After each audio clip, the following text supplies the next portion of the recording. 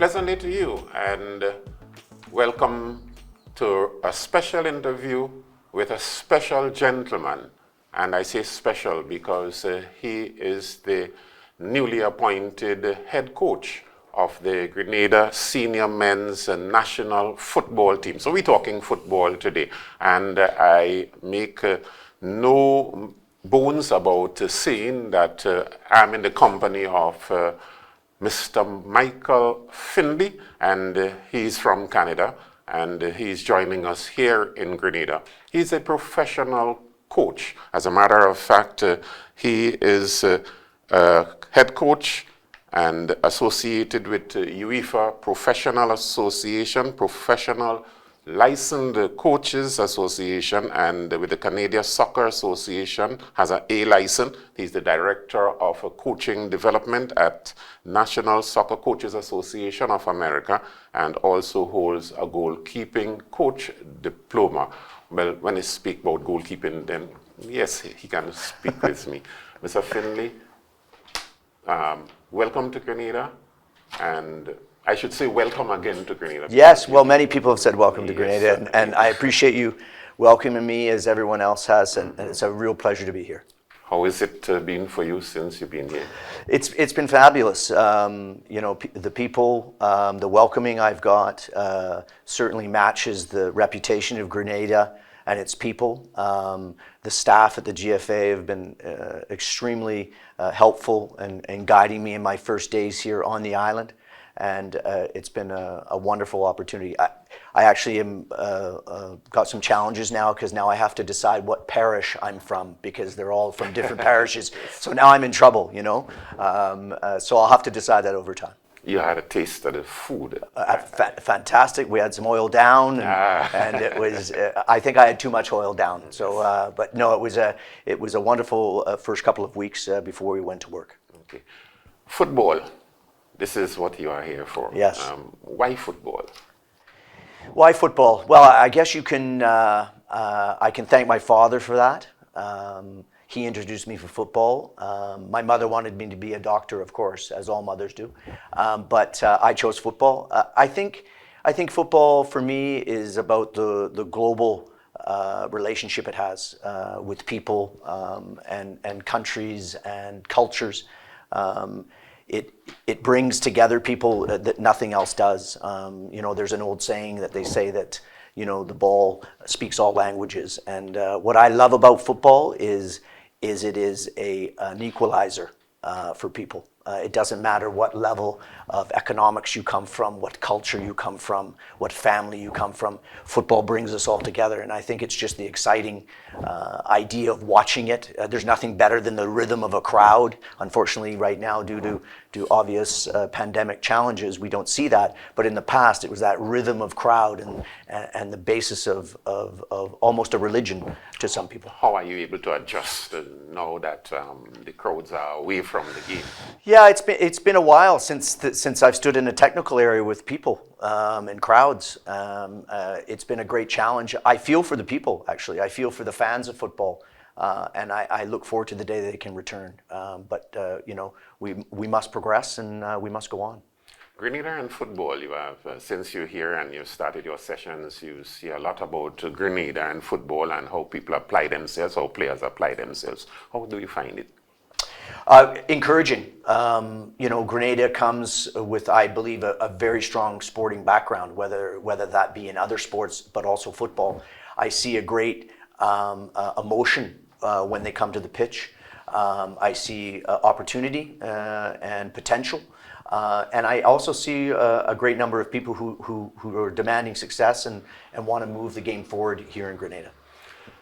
I know that you have to get that kind of support to probably give you that confidence in building whatever strategy you need to build. And the Grenada Football Association supportive in this respect?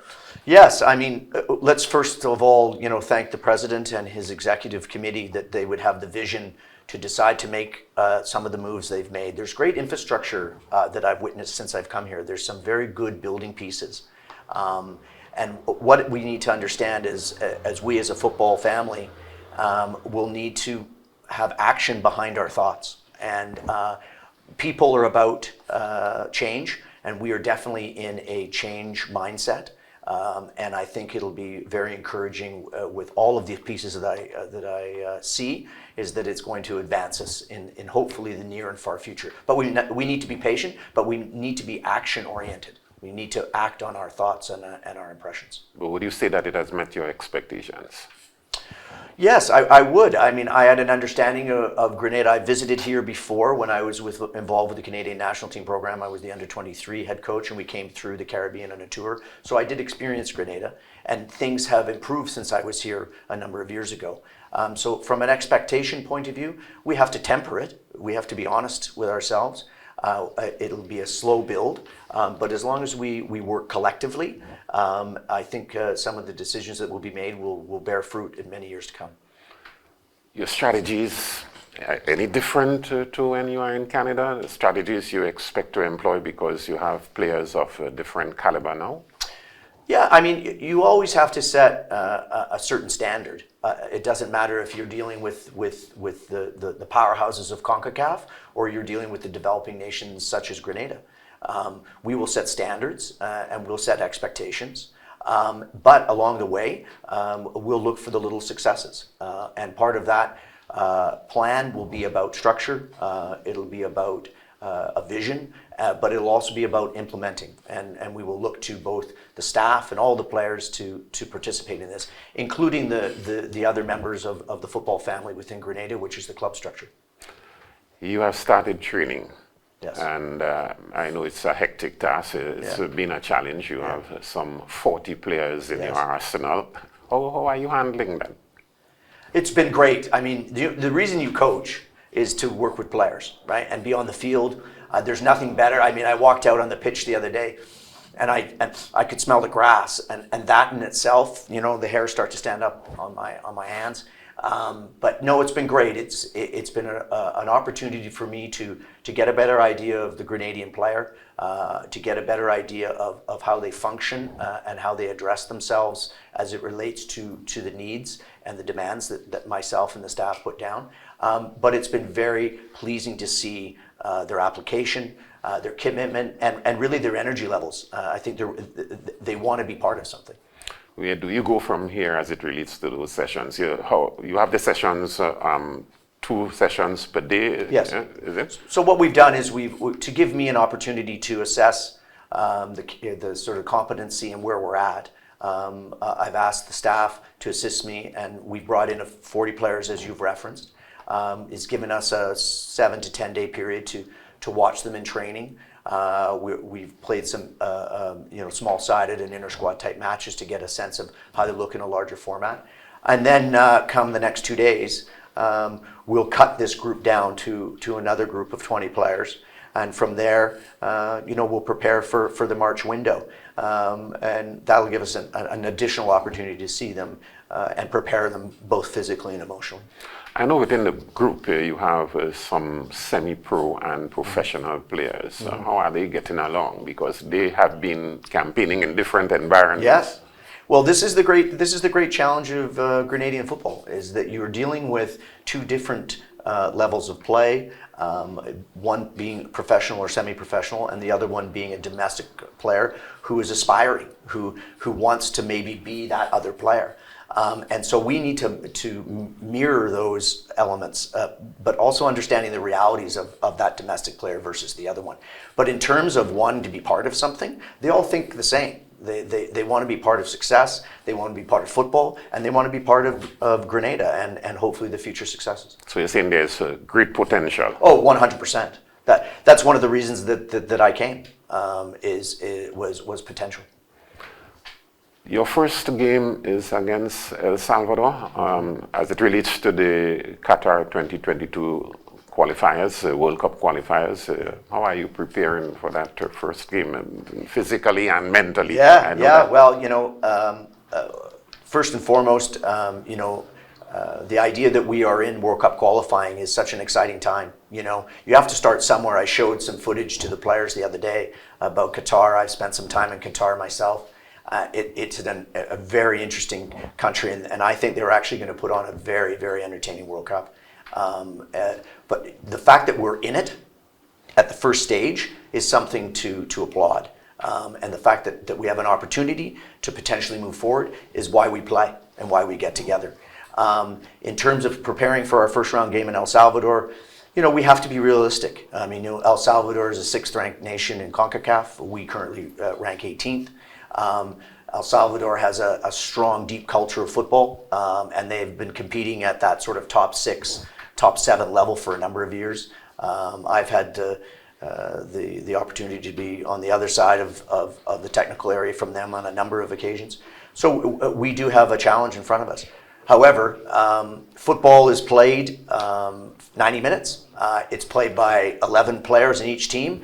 We all play with a ball, and we all play under the same rules. So we still have to play the game. So my expectation is that we come with the fight and the interest that Grenada has shown on all sporting levels. I expect us to apply ourselves accordingly. And I expect us to come with an idea of no fear and look for successes in that regards and gain some, I think, some needed respect in terms of our CONCACAF position. As it relates to strategies, what sort of strategies are you expected to employ? Without probably... I am not giving any secrets. No, I think really from a strategic point of view, I mean, as I say, we have to be realistic. But I also am a believer in football is about being the protagonist, being on the front foot. And it's all about how we apply ourselves and our belief system. I am a firm believer that whatever environment that you decide to live in, that will be the environment you exist in, which is either positive or negative. So my view and my message to all of our players is let's live in the positive. But again, let's look at this as a step to grow. We have to applaud the previous successes that we had, the previous coaching staff and the players that were part of that, that qualified us for the Gold Cup this year. And now it's time to build on that. And so my job is to instill that belief system and give them an opportunity to display what they're capable of doing. And so we look forward to it. The physical nature of the players, are you satisfied that you are seeing that kind of muscle? Yeah, but I do believe there's areas for improvement. See, one of the areas you are going to find when you look at the two groups you mentioned, your domestic-based players in Grenada, your semi-professional, your professional, there definitely is a difference in their physicality. And that is because they're inconsistent programming.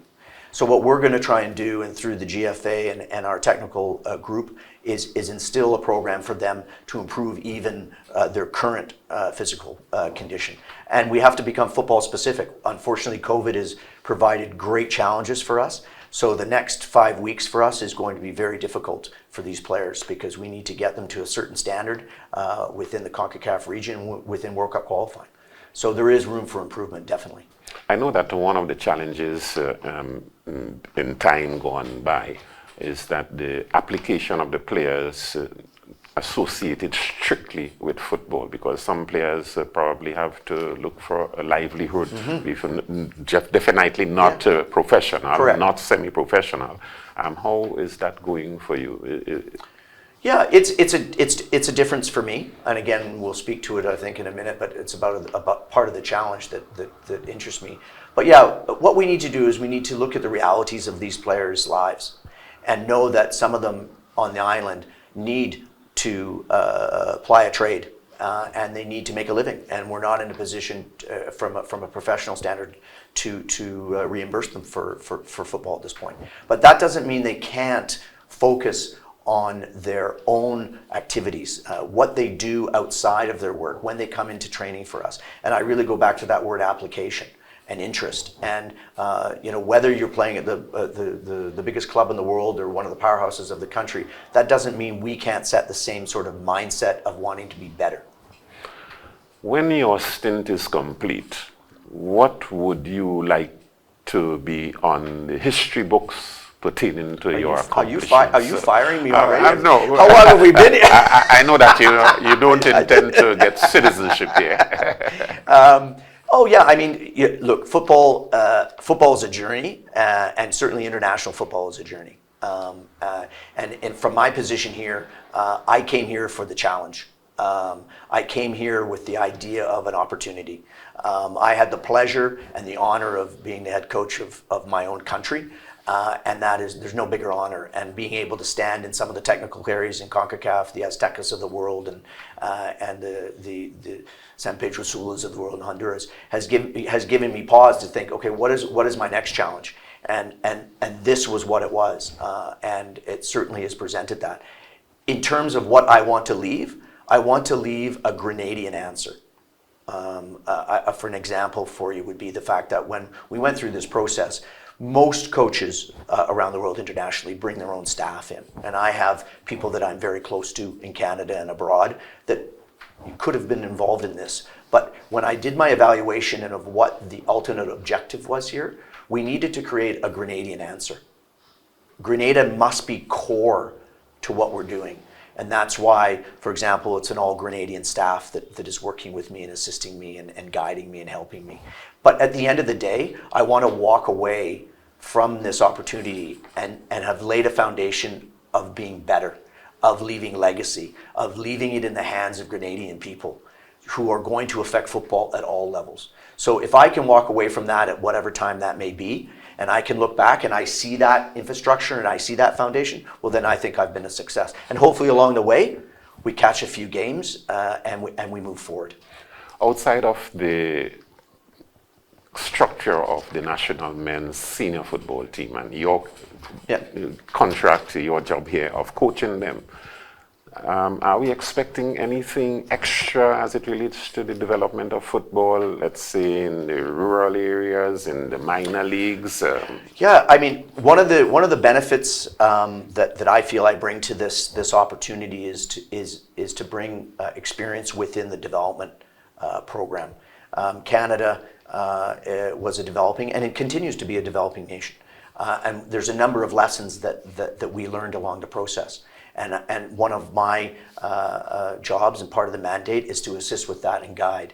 I think the technical department with Jerry, Alexis is the TD, has some great vision about what we wish to do, and I'm there to help him with that. I think there's a great opportunity to engage the parish system within the island to deliver, both from a grassroots point of view, that will provide an opportunity not just for participation, but for selection of this game as being their main sporting activity within Grenada. And to do that, well, you know, we have to institute strong grassroots programming, and which has a plan and a vision for progression. A while ago, I asked you about the strategies as most of the coaches employ, the format on field of play. I think that in all that, one thing stands out: discipline. Yes. How are you coping?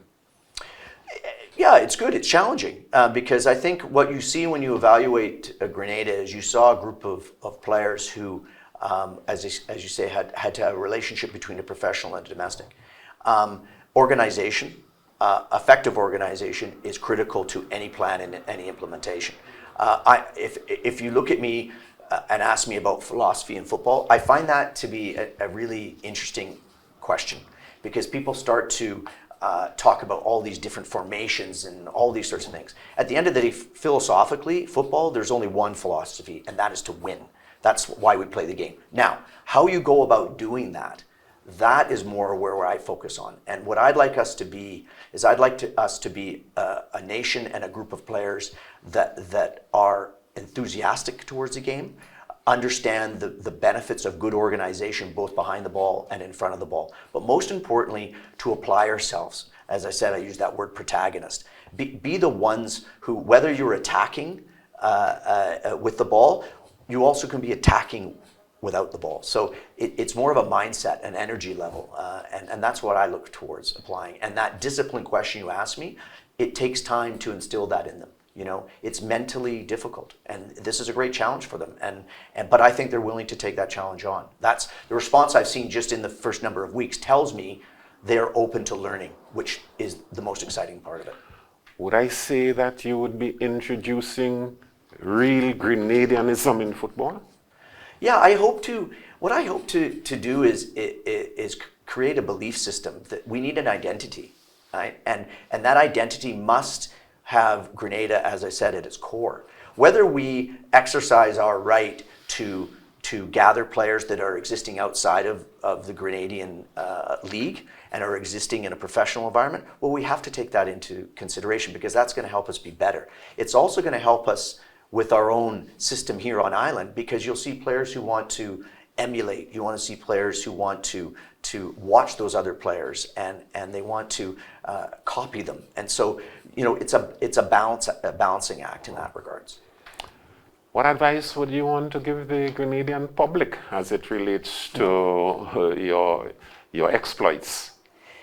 Well, first and foremost, football is played for the people.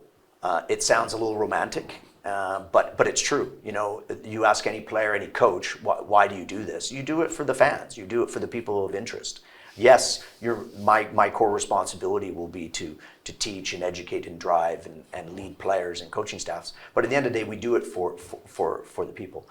What I'd like to see is I'd like us to have a country that is behind its sporting culture because it's shown that to be in the past. I'd love them to be open to the idea of change and growth. I specifically speak to the club structure within Grenada. This needs to be an inclusive idea. I'm not going to work in isolation, and my staff is not going to work in isolation, and the GFA should not work in isolation. We need the club structure and the parish structure to be part of this process, whether that's through coach development, whether that's through player support, whether that's through promotion, all of those items. It must be an inclusive idea. So that's what I'd say to the people. Let's work together on this program.